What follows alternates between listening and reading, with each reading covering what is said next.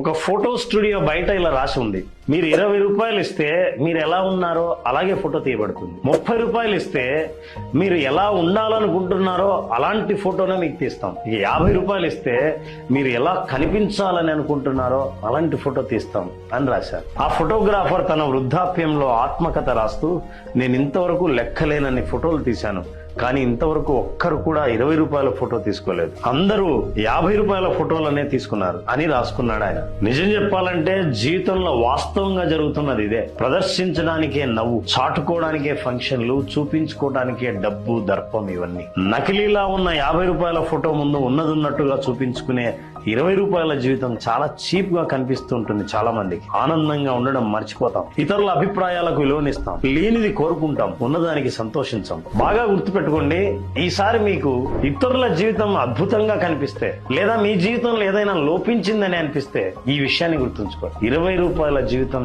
చాలా సింపుల్ గా ఉంటుంది, కానీ ఒరిజినల్ గా ఉంటుంది. 50 రూపాయల జీవితం తలతలలాడుతూ ఉంటుంది, కానీ వాస్తవం అది కాదు. మీరేమంటారు?